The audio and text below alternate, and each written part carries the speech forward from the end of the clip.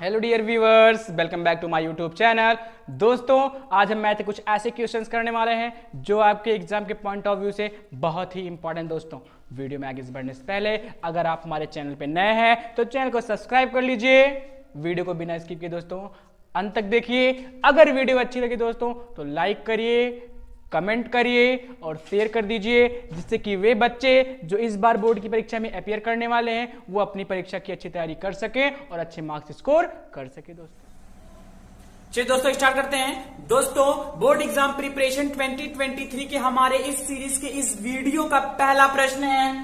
एक वृत्ताकार मेज पोस्ट जिसकी त्रिज्या 32 सेंटीमीटर है के बीच में एक समबाहु त्रिभुज ABC छोड़ते हुए डिजाइन बना हुआ है। इस डिजाइन का क्षेत्रफल ज्ञात कीजिए। क्वेश्चन ने क्या कहा दोस्तों? क्वेश्चन ने कहा कि एक वृत्ताकार मेज पोस्ट है, एक वृत्ताकार मेज पोस्ट है जिसकी त्रिज्या कितनी है दोस्तों? 32 सेंटीमीटर है। जिसकी त्रिज्या कितनी है? 32 सेंटीमीटर है। और इसके बीच में इस मेज पोस्ट के बीच में एक समबाहु त्रिभुज ABC, समबाहु त्रिभुज ABC छोड़ते हुए डिजाइन बनाया गया है। जैसे कि आप देख सकते हो फिगर में एक वृत्ताकार मेज पोस्ट है, त्रिज्या कितनी है दोस्तों? 32 सेंटीमीटर। इसके बीच में एक समबाहु त्रिभुज छोड़ते हुए किनारे किनारे डिजाइन बनाया हुआ है और इस डिजाइन का आपको क्षेत्रफल बताना है। क्वेश्चन समझ में आया? इस डिजाइन का आपको क्या बताना है? क्षेत्रफल बताना है। दोस्तों, ये एरिया रिलेटेड सर्कल से क्वेश्चन है। दोस्तों, वृत्तों से संबंधित क्षेत्रफल, area related to circle, chapter number 12 से आपका ये प्रश्न है। दोस्तों, क्वेश्चन समझ में आया? वृत्ताकार मेज पोस्ट, बीच में समबाहु त्रिभुज छोड़ते हुए किनारे किनारे डिजाइन बनाया गया है। आपको इस डिजाइन का क्षेत्रफल ज्ञात करना है। सबसे पहले दिमाग में आपके जाएगा, जब आपने पढ़ा है इसको तो आपके दिमाग में तुरंत जाएगा, कहोगे सर वृत्त के क्षेत्रफल में से समबाहु त्रिभुज का क्षेत्रफल घटा देंगे। भाई डिजाइन है, यहाँ पे है, यहाँ पे है और यहाँ पे है। सीधा सीधा आपको दिख रहा होगा कि वृत्त में से जो वृत्ताकार मेज पोस्ट है इसमें से अगर हम इस त्रिभुज को घटा दें, जो आपका समबाहु त्रिभुज ABC है, अगर घटा दे तो आराम से हमको डिजाइन का क्षेत्रफल मिल जाएगा। जैसा कि हमको वृत्त की त्रिज्या भी पता है 32 सेंटीमीटर, तो वृत्त का क्षेत्रफल क्या हो जाएगा? पाई आर स्क्वायर। यानी हम पाई आर स्क्वायर में से इस समबाहु त्रिभुज का क्षेत्रफल, क्या आपको समबाहु त्रिभुज का क्षेत्रफल पता है? जी पता है तो ठीक है, नहीं पता है तो याद कर लीजिएगा, √3/4 भुजा स्क्वायर। दोस्तों क्या होता है? √3/4 इंटू भुजा स्क्वायर। त्रिज्या पता है वृत्त की, बट समस्या कहां है कि इस त्रिभुज का आपको भुजा नहीं पता है। पता है त्रिभुज आपका ABC है, समबाहु त्रिभुज, क्या इसकी भुजा आपको पता है? नहीं पता है। तो मेन मुद्दा क्या है कि वही भुजा पता करेंगे। सबसे पहले क्या पता करेंगे? भुजा पता करेंगे दोस्तों। उसके बाद जैसे ही भुजा पता चल जाएगी तुरंत हम वृत्त के क्षेत्रफल में से समबाहु त्रिभुज का क्षेत्रफल क्या कर लेंगे? घटा देंगे और आराम से जो हमारा डिजाइन है, जो छायांकित भाग, ऐसा समझिए जो छायांकित भाग है किनारे किनारे बीच में समबाहु त्रिभुज छोड़ के, आराम से अब पता चल जाएगा उसका क्षेत्रफल। पता चल जाएगा ना? वृत्त के क्षेत्रफल में से समबाहु त्रिभुज ABC का क्षेत्रफल क्या कर देना है? घटा देना है। दोस्तों समझ में आया? आइए हल करते हैं दोस्तों, देखते हैं। ध्यान दीजिएगा, वृत्त दिया है, मान लीजिए कि इसका केंद्र क्या है? O है। केंद्र क्या है? O है। त्रिज्या OB OC होगी और अगर आप मिला दोगे तो OA भी त्रिज्या ही हो जाएगी। यानी आपको त्रिज्या पता है 32 सेंटीमीटर। वृत्त की त्रिज्या कितना पता है? 32 सेंटीमीटर। कि आप आराम से उसका क्षेत्रफल निकाल सकते हो, लेकिन आपको भुजा नहीं पता है। भुजा पता है? नहीं पता है। मेन वही चीज क्या, आपको भुजा ही ज्ञात करना है। भुजा कैसे ज्ञात करेंगे? कभी कभी ये समस्या आपको हो जाएगी कि भुजा कैसे ज्ञात करेंगे। इसके लिए हमें कोई कुछ क्ल्यू नहीं दिख रहा है, कोई क्ल्यू नहीं दिख रहा है। मैं अभी आपको बताता हूं, परेशान मत होइए। देखिए ध्यान से, क्या दिया है? वृत्त की त्रिज्या। वृत्त की त्रिज्या आपको दिया गया है। कितना दिया गया है? ले लीजिए, वृत्त की त्रिज्या R है और दिया कितना है? 32 सेंटीमीटर। यहां तक तो आपको समझ में आया होगा कि दिया है वृत्त की त्रिज्या R बराबर 32 सेंटीमीटर। भुजा पता करेंगे। एक चीज और माइंड यहां पे करिएगा, दिमाग में रखिएगा कि ये जो ABC त्रिभुज है मेरे दोस्तों, ये क्या है? समबाहु त्रिभुज है। कैसा त्रिभुज है? समबाहु त्रिभुज है दोस्तों। और समबाहु त्रिभुज के प्रत्येक कोण कितने कितने के होते हैं, जरा बता दीजिए मुझको। समबाहु त्रिभुज के प्रत्येक कोण कितने कितने के होते हैं दोस्तों? 60-60 अंश के होते हैं। कितने कितने के होते हैं? 60 अंश के। यानी कोण ए 60 होगा, ये पूरा बी 60 अंश का होगा, ये पूरा सी 60 अंश का होगा। समझ में आ रही है बात? तीनों कोण कितने कितने के होंगे? 60-60 अंश के होंगे। समझ में आ रहा है? और तीनों भुजाएं क्या होंगी? बराबर होंगी। तीनों भुजाएं क्या होंगी? बराबर होंगी। चाहे हम ये भुजा पता कर लें, चाहे ये पता कर लें, चाहे ये पता कर लें, भाई समबाहु त्रिभुज है तो तीनों भुजाएं क्या होंगी? तीनों भुजाएं बराबर होंगी। समझ में आया? वह त्रिभुज जिसकी तीनों भुजाएं बराबर हो तथा तो तीनों कोण, प्रत्येक कोण कितने कितने के हो? कितने कितने के? 60-60 अंश के हो। तीनों कोण बराबर हो, भाई तीनों कोणों का 180 अंश होता है और प्रत्येक बराबर है तो 3 = 180 = कितना हो जाएगा? कितना हो जाएगा? 60। यानी कि प्रत्येक कोण कितने कितने का हो जाएगा? 60-60 अंश का हो जाएगा। यहां पे ले लीजिए 60 अंश। क्या ले लेंगे? 60 अंश ले लेंगे दोस्तों। कोई दिक्कत जी नहीं होनी चाहिए आपको। यहाँ पे 60 अंश हो गया, यहाँ भी पूरा 60 हो जाएगा, यहाँ पूरा 60 हो जाएगा। हम ये क्या कर रहे हैं? हमें तो भुजा पता करना है। बिल्कुल मत घबराइए, कंफ्यूज मत में, आपको एक एक चीज क्लियर करूंगा। अच्छे से करेंगे दोस्तों। अब देखिए जरा ध्यान से, यहाँ 60 अंश है तो क्या मुझे आप बता सकते हैं कि केंद्र पर कितना कोण होगा? बता सकते हैं? यहाँ पे आपका परिधि पे 60 अंश का कोण हो गया। कितना कोण हो गया? 60 अंश। केंद्र पे कितना होगा मुझे बता दीजिए। कितना? जी बिल्कुल सही कहा आपने, 120। कितना होगा? 120। कैसे? समझ लीजिए, दिमाग में बिठा लीजिए दोस्तों। एक वृत्त है, उसके एक जीवा और संगत चाप के द्वारा परिधि पर बना कोण, इसके द्वारा जो परिधि पर बना कोण है वो केंद्र पर बने कोण का आधा होता है। कुछ याद आ रहा है? आपने 9th में पढ़ा होगा एक थ्योरम पढ़ा होगा कि किसी वृत्त के संगत चाप और एक जीवा और संगत चाप के द्वारा परिधि पर बना कोण सदैव केंद्र पर बने कोण का आधा होता है। तो जब ये 60 है यानी कि आधा, तो ये कितना होगा? 120। कितना होगा? 120 होगा। बिल्कुल सही बताया था आपने। कितना होगा? 120 होगा। ये 60 अंश है, ये कितना हो जाएगा दोस्तों? 120 अंश। एक बार फिर रिवाइज करेंगे कि किसी वृत्त के संगत देखिए, ये चाप हो गया और ये जीवा हो गई बीच। जीवा है ना, तो जीवा और संगत चाप के द्वारा परिधि पर बना कोण, ये है ना, परिधि पर बना कोण केंद्र पर बने कोण का आधा होता है। तो यहाँ पे जब 60 बन रहा है तो यहाँ पे कितना बनेगा? तो सोचिए, 60 गुना 120, 2 गुना 120 हो जाएगा। ये 60 हो गया तो ये कितना हो जाएगा? 120 हो जाएगा। कितना हो जाएगा दोस्तों? 120 हो जाएगा, 120 हो जाएगा। अब देखिए ये 120 है, समकोण त्रिभुज भी नहीं बन रहा। 90 होता समकोण त्रिभुज बन जाता, तब जाके हम निकाल सकते थे। अभी भी आपको क्लियर नहीं दिख रहा होगा। दिख रहा है? नहीं दिख रहा है। तो क्या करेंगे? ओ से लंब समद्विभाजक खींच देंगे BC पर। ओ से लंब समद्विभाजक खींच देंगे कहां पर? BC पर। तो जो पूरा 120 था वो कितने कितने बढ़ जाएगा? 60 में बढ़ जाएगा। भाई 120 दो पार्ट में बटेगा, कितना कितना हो जाएगा? 160 में ना हो जाएगा? कितना हो जाएगा? 60 अंश में हो जाएगा। यहाँ कितना है? लंब है तो 90 हो गया। कितना हो गया? 90 हो गया। कितना हो गया? 90 हो गया। और ये लंब हमने मान लिया क्या है? OM है। क्या है ये? OM है।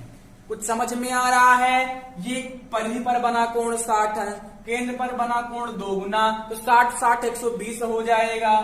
अब हमें भुजा पता करना है, तो भुजा पता करने के लिए हमने क्या किया? एक छोटा सा लंब डाल दिया OM किस पे? BC पे। इतना जितना काम किए हैं ना, आइए थोड़ा सा इसको लिख लेते हैं दोस्तों। आइए आगे बढ़ते हैं। चूंकि त्रिभुज जो ABC है ये समबाहु त्रिभुज है। क्या है? समबाहु त्रिभुज है। जैसा कि हमने बताया आपको दोस्तों, ये कैसा त्रिभुज है? समबाहु त्रिभुज है। समझ में आ रहा है? कैसा त्रिभुज है? समबाहु त्रिभुज है। तो प्रत्येक कोण कितने कितने क्या होंगे? 60-60 अंश के होंगे। कितने कितने क्या होंगे? 60-60 अंश के होंगे। परिधि पर बना कोण इसके लिए 60 अंश, बीसी चाप के लिए बीसी जीवा के लिए ये चाप तो आपका बीसी ही है, लेकिन ये अगर बीसी लाइन की बात करेंगे तो वो जीवा है। परिधि पर बना कोण 60 अंश, तो केंद्र पर बना कोण जो होगा आपका BOC कितना हो जाएगा? 120 हो जाएगा। कितना हो जाएगा? 120। मैं यहाँ पे थ्योरम लिख नहीं रहा हूं अच्छे से, लेकिन समझा रहा हूं आपको कि किसी जीवा वृत्त के किसी जीवा और संगत चाप के द्वारा परिधि पर बना कोण केंद्र पर बने कोण का सदैव क्या होता है?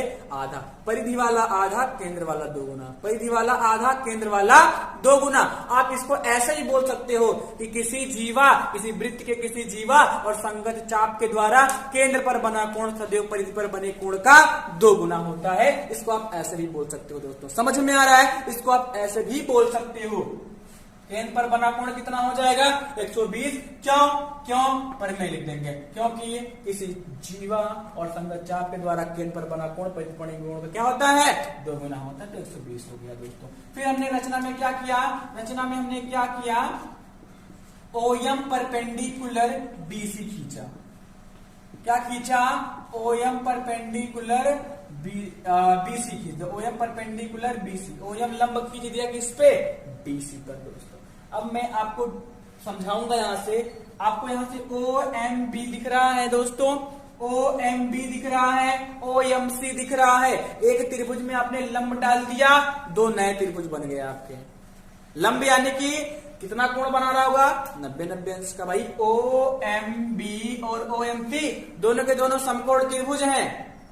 क्या ये सर्वांग सम है? चेक कर लेते हैं, क्या दिक्कत है? OB 32 है। OB कितना है? 32। तो OC भी कितना होगा? 32 ही होगा। अरे भाई OB 32 है तो OC कितना? भाई त्रिज्याएं हैं और वृत्त की सभी त्रिज्याएं बराबर होती हैं। तो ये 32 तो ये भी कितना होगा? 32 होगा। OM कॉमन हो गया दोनों त्रिभुजों में। OM क्या हो गया? कॉमन हो गया। और ये 90 अंश का हमने लंब डाला है। क्या डाला है? लंब डाला है। तो कितना हो जाएगा? 90 अंश का। लिखेंगे त्रिभुज OMB, लिखेंगे त्रिभुज OMB, तब त्रिभुज OMB तथा त्रिभुज, यहाँ पे तथा मत लिखिए, आपको जब मैंने समझा ही दिया है। त्रिभुज OMC कर लीजिए बाई RHS। अच्छे से समझिए। त्रिभुज OMB OMC सर्वांगसम है। क्यों सर्वांगसम है? OB OC बराबर है, त्रिज्याएं हैं। OM दोनों त्रिभुजों में कॉमन है और OMB और OMC दोनों कोण कितने के हैं? 90 अंश के। त्रिभुज क्या हो जाएगा? सर्वांगसम बाई RHS। सर्वांगसम का मतलब कि इसको उठा के इस पे रखने पर क्या कर लेगा? ढक लेगा। त्रिभुज OMC ढक लेगा किसको? OMB को। किसको ढक लेगा? OMB को। उठा के लाके रखोगे ना, क्या कर लेगा? ढक लेगा। किन्हीं भी दो त्रिभुजों को सर्वांगसम करने के लिए 4 क्राइटेरिया है दोस्तों, 4 कसौटियां हैं। या तो पहले त्रिभुज की तीनों भुजाएं दूसरे त्रिभुज की तीनों भुजाओं से बराबर हो जाए। दोनों पहले त्रिभुज की तीनों भुजाएं दूसरे त्रिभुज की तीनों भुजाएं क्या हो जाए? बराबर हो जाए। समझ में आ रहा है? पहले त्रिभुज की 2 भुजाएं दूसरे त्रिभुज की 2 भुजाओं के बराबर हो, पहले त्रिभुज का एक कोण दूसरे त्रिभुज के एक कोण बराबर हो, तो साइड एंगल साइड त्रिभुज सर्वांगसम हो जाता है। 2 कोण पहले के, 2 कोण दूसरे के, एक साइड पहले का एक साइड दूसरे का, एंगल साइड एंगल से त्रिभुज सर्वांगसम हो जाता है। समझ में आ रहा है? चौथा आपका बचता है RHS। पहला साइड, दूसरा साइड एंगल साइड, तीसरा एंगल साइड एंगल और चौथा RHS होता है। RHS का मतलब राइट एंगल 90 अंश। यच मतलब हिपोटिनस, यस मतलब side, right angle hypotenuse side by RHS दोनों। याद देखिए 90-90 है बराबर, कर्ण दोनों का बराबर है, ये दोनों में साइड कॉमन है, बाई RHS से दो त्रिभुज क्या हो गए? सर्वांगसम। तो CPCT से जितने भी भाग बचे हैं सब बराबर। CPCT का मतलब corresponding part of congruent triangle. Corresponding parts of congruent triangle, सर्वांगसम त्रिभुजों के संगत भाग दोस्तों, सर्वांगसम त्रिभुजों के संगत भाग, यानी अब जब दोनों त्रिभुज सर्वांगसम हो गया दोस्तों, तो सीपी सीटी से क्या हो जाएगा, बीएम बराबर सीएम, बीएम बराबर क्या हो जाएगा, सीएम हो जाएगा, और बी कोण किसके बराबर हो जाएगा, सी के, कोण बी किसके बराबर हो जाएगा, कोण सी के, और कोण बी ए एम बराबर हो जाएगा कोण सी ए एम के। ये सब किससे, बाई सीपीसीटी, बाई सीपीसीटी दोस्तों, समझ में आ रहा होगा भाई। दोनों त्रिभुज सर्वांगसम हो गए, उठा के लाके रखोगे तो ढक लेगा, सभी भाग बराबर हो जाएंगे कि नहीं हो जाएंगे। अब ये पूरा 120 था, वो कितने कितने में बढ़ जाएगा, जो हमने 60-60 में किया था ना, पूरा 120 था, दो बराबर भाग में हो गए, तो कितने कितने में बढ़ गए, जरा मुझे बता दो, कितने कितने, जी बिल्कुल सही कहा आपने, 60-60 में बढ़ गए। मैंने आपको सब आपके सामने मैंने रख दिया है। अब देख कितना इजी हो गया, कितना इजी हो गया, बीएम बराबर है सीएम, बीएम बराबर है सीएम के, तो किसी तरीके से हम बीएम निकाल ले, सीएम ऑटोमेटिक पता चल जाएगा, पूरी भुजा बीसी पता चल जाएगी। बीएम निकालने, सीएम पता चल जाएगा, बीसी निकालने के लिए दोनों को जोड़ दे, समबाहु त्रिभुज की भुजा पता चल जाएगी दोस्तों। और जैसे एक भुजा पता चली, तुरंत तीनों भुजाएं क्या होंगी, तीनों भुजाएं तो वही होंगी ना भाई, तीनों समबाहु त्रिभुज, तीनों भुजाएं क्या होंगी, बराबर होंगी। समझ में आ रहा है, आइए देखते हैं दोस्तों, लिखेंगे अब हमारा अब उद्देश्य क्या होगा कि उसकी भुजा पता करना। अभी तो हमने ये जो डिटेल किया है बताने के लिए कि बीएम सीएम के बराबर है, लंब डालने पर किसी तरीके से एक भुजा पता करना है। आइए देखते हैं दोस्तों, त्रिभुज बीओएम की बात कर लें। क्या आपको बीओएम दिख रहा है, क्या आपको बीओएम दिख रहा है, जी बीओएम यहीं पर है। यहां पे 60 बन रहा है, कितना बन रहा है 60, और यहां पे कितना बन रहा है 90, यानी बीओएम समकोण है, तो इसको समकोण के ही रूप में लिख लो ना, बीएमओ कर लो, क्या दिक्कत है, समकोण के रूप में लिख लिया त्रिभुज बीएमओ में। एक कोण पता है, एक भुजा पता है, भुजा निकालना है। आपको मैंने बताया है पूरक कोणों के त्रिकोणमितीय अनुपात, और किसी भी कोण अगर एक कोण पता है, किसी भी समकोण त्रिभुज का एक कोण पता है, एक भुजा पता है, तो बाकी सब भुजाएं बहुत आराम से निकाल सकते हो। क्यों, क्योंकि त्रिकोणमितीय अनुपात और उनके भुजाओं में बहुत बढ़िया संबंध होता है। जैसे साइन के लिए कर्ण बटे साइन के लिए लंब बटे कर्ण होता है, साइन के लिए लंब बटे कर्ण होता है, वैसे ही कॉस के लिए आधार बटे कर्ण होता है। समझ में आ रहा है, साइन के लिए लंब बटे कर्ण, कॉस के लिए आधार बटे कर्ण, टेन के लिए लंब बटे आधार, वही कॉट का टेन का उल्टा आधार बटे लंब हो गया। वहीं सेक कॉस का उल्टा होता है, कर्ण बटे आधार हो गया, वहीं कॉसेक साइन का उल्टा होता है, कर्ण बटे लंब हो गया। समझ में आ रही है बात ना। ये देखिए, ये कोण है, और समकोण त्रिभुज में कोण के सामने की भुजा लंब होती है, कोण के सामने भुजा क्या होती है, लंब। ये 60, इसके लिए लंब कौन हो जाएगा, बीएम हो जाएगा। कौन हो जाएगा, बीएम। तो आपको लंब पता करना है। क्या पता करना है, लंब। जैसे आपको बीएम पता चला, एमसी पता चल जाएगा। क्या पता करेंगे, लंब। और ये कर्ण, ओसी भाई बड़ी भुजा, ओबी बड़ी भुजा है ना, तो कर्ण होगी। ओबी क्या है, बड़ी भुजा है ना, तो कर्ण होगी। और ये आपका, ये देखिए, ये आधार हो गया। त्रिभुज बीएमओ में कोण 60 के लिए ओएम क्या हो गया, तब आधार हो गया। ध्यान दीजिएगा, किसी भी समकोण त्रिभुज में 90 को छोड़ करके बाकी जो दोनों कोण बचते हैं ना, उनके लिए सामने की भुजा लंब होती है। सामने की भुजा क्या होती है, लंब होती है। समूह भुजा क्या होती है, लंब होती है। और संलग्न भुजा क्या होती है, आधार होती है। तो इसके लिए कौन लगा है, इसके साथ ओएम लगा है। दोस्तों पता ही नहीं करना है, हमें भुजा चाहिए, तो ये लंब हो गया। क्या लगा देंगे, साइन 60। लंब और कर्ण किसमें होता है, लंब और कर्ण किसमें होता है दोस्तों, आप कहोगे सर कॉसेक में भी होता है और साइन में भी होता है। साइन इजी पड़ेगा यार, साइन बराबर साइन थीटा बराबर लंब बटे कर्ण। लंब कितना है, बीएम है। लंब कितना है, बीएम। और कर्ण कितना है, ओबी। साइन 60 की वैल्यू √3/2। बीएम कितना है, वही तो पता करना है। ओबी कितना है, 32। ओबी कितना है, ओबी चलिए ओबी नहीं, ध्यान दीजिएगा एक बार। हाँ, ओबी कितना है, 32 है। देखिए ओबी कितना है, 32 है।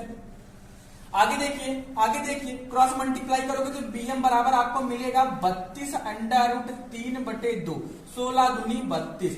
बीएम बराबर कितना हो गया दोस्तों, 16 √3 सेंटीमीटर। कितना इजी हो गया ना। bm बराबर 16 अंडर रूट 3। और जब आप अच्छे से समझ लोगे ना कॉन्सेप्ट, तो कोई एग्जाम में दिक्कत नहीं होगी, आप आराम से कर सकते हो। कुछ अच्छी से यहाँ पे समझ लो दोस्तों, अच्छी से समझ लो। bm कितना आ गया 16 अंडर रूट 3, तो इसी प्रकार cm भी कितना हो जाएगा 16 अंडर रूट 3। cm कितना हो जाएगा भाई, मैंने हम बताया आपको CPCT से bm बराबर cm, दोनों त्रिभुज सर्वांगसम थे, तो bm जब 16 अंडर रूट 3 हो गया तो cm कितना हो जाएगा, cm कितना हो जाएगा दोस्तों, वो भी 16 अंडर रूट 3 हो जाएगा। बात कर लें BC की, तब BC में bm और cm जोड़ना पड़ेगा, तो BC बराबर bm प्लस cm, और दोनों को जोड़ेंगे तो कितना आएगा 16 अंडर रूट 3 ये और 16 अंडर रूट 3 ये दोस्तों। BC बराबर कितना 32 अंडर रूट 3 हो गया, 32 अंडर रूट 3 सेंटीमीटर। यानी हम कहेंगे कि जो समबाहु त्रिभुज है आपका ABC, इसकी हर एक भुजा कितनी कितनी होगी 32 अंडर रूट 3, 32 अंडर रूट 3 और 32 अंडर रूट 3 होगी। यानी AB भी 32 अंडर रूट 3, BC भी 32 अंडर रूट 3 और AC भी कितना, AB BC AC सब 32 अंडर रूट 3। समबाहु त्रिभुज ही वही है जिसकी तीनों भुजाएं बराबर हो। बस इतना सा जो क्रियाकलाप हुआ है, बस त्रिभुज की भुजा पता करने के लिए हुआ है। त्रिभुज की भुजा पता चल गई, सब आसान हो गया, सब आसान हो गया। अब आगे क्या करेंगे, मेज पोश में डिजाइन का क्षेत्रफल, भाई डिजाइन ही तो बना है, डिजाइन का क्षेत्रफल, मेज पोश में डिजाइन का क्षेत्रफल दोस्तों क्या होगा, कैसे निकलेगा। अरे पहले डिस्कस कर चुके हैं कि वृत्त में से त्रिभुज का क्षेत्रफल ही घटाना है। त्रिभुज का क्षेत्रफल इसलिए नहीं घटा पाए क्योंकि हमको भुजा नहीं पता था, त्रिभुज का क्षेत्रफल नहीं घटा पाए क्योंकि हमको त्रिभुज की भुजाएं नहीं पता थी। उसी को पता करने में इतना सब काम हुआ है, समझ लीजिए अच्छे से। देखते हैं मेज पोश में डिजाइन का क्षेत्रफल, वृत्त का क्षेत्रफल यानी कि पाई आर स्क्वायर। वृत्त का क्षेत्रफल क्या होता है, वृत्त का क्षेत्रफल क्या होता है दोस्तों, पाई आर स्क्वायर होता है। क्या होता है, पाई आर स्क्वायर। और समबाहु त्रिभुज का क्षेत्रफल रट लीजिए, दिमाग में बिठा लीजिए, अंडर रूट 3/4 भुजा स्क्वायर, अंडर रूट 3/4 भुजा स्क्वायर। पाई की वैल्यू 22/7, आर स्क्वायर 32 गुणे 32, भाई त्रिज्या 32 ही है ना, ये तो हमने शुरुआत में लिखा है, त्रिज्या कितना है 32 है। अब आगे जब बढ़ोगे तब आपको मिलेगा त्रिभुज के लिए, अब अंडर रूट 3/4 ये हो गया। भुजा, उसकी भुजा कितनी आई है, त्रिभुज की भुजा कितनी आई है 32 अंडर रूट 3 का वर्ग, 32 अंडर रूट 3 का वर्ग स्क्वायर। समझ में आ रहा है दोस्तों, देखिए ध्यान से, क्या हो गया अंडर रूट 3/4 और यहाँ पे 2 हो गया, सॉरी कितना निकल के आया है 3 निकल के आया है, कितना निकल के आया है 3 निकल के अंडर रूट में, यानी 32 अंडर रूट 3 सेंटीमीटर था, तो इसका वर्ग कर देंगे। सॉरी 2 हो गया था, सही कर लीजिएगा, 32 अंडर रूट 3 का स्क्वायर हो गया। आगे देखते हैं, यहाँ पे तो कुछ कट ही नहीं रहा है, कुछ कट रहा है नहीं कट रहा है, तो क्या दिक्कत है, 22 गुणे 32 गुणे 32, 32 गुणे 32 कितना हो जाएगा दोस्तों, 32 दूना 64 हो गया, 32 दूना 64 हो गया, 32 दूना 64 हासिल 6 और 32 तिया 96, 32 तिया 96 और 96 और 6 कितना हो गया 102, कितना हो गया 102 हो गया दोस्तों, यानी कि 1024, 32 गुणे 32 बराबर 1024/7 हो गया, माइनस अंडर रूट 3/4। आगे बढ़ेंगे, फिर से 32 अंडर रूट 3 का स्क्वायर, 32 गुणे 32 तो अभी हमने किया है 1024 और अंडर रूट 3 का केवल कितना हो जाएगा 3 हो जाएगा दोस्तों, कितना हो जाएगा केवल और केवल कितना हो जाएगा 3 हो जाएगा। आगे बढ़ ले, अब मिला क्या 22 गुणे 1024, यानी 22 गुणे 1024 करना है दोस्तों। आइए देखते हैं, 22 चौक 88 हो गया, 22 चौक 88 हो गया, 22 चौक 88 हो गया दोस्तों, 22 दूना 44, 44 और 8 52 हो गया, हासिल 5 हो गया, यहाँ पे 22 0 0 5 लिख देंगे, 22 एकम 22/7 मिला क्या दोस्तों, वृत्त का क्षेत्रफल क्या मिल गया 22,528/7, 22,528/7 मिल गया। यहां देखिए कट रहा है दोस्तों, क्या मिल गया यहाँ पे देखिए, 4 दूनी 8, 4 पंचे 20, 4 छक 24, कैसे किया, 4 एकम 4, 4 दूनी 8, 2 बच गया 22, 4 पंचे 20, 2 बच गया 24, 4 छक 24। अब अंडर रूट 3 गुणे 256 गुणे 3 गुणा कर लीजिएगा, 3 छक 18, 3 पचे 15, 1 16, 3 दूनी 6, 1 7, अंडर रूट 3। यानी आपको डिजाइन का क्षेत्रफल कितना मिल गया दोस्तों, 22,528 बटे 7 minus 768 under root 3 centimeter square. दोस्तों आपके एनसीईआरटी में ये तक आंसर मानता है, आप यहीं तक कर लीजिएगा दोस्तों। आई होप समझ में आया होगा, नोट कर लीजिए।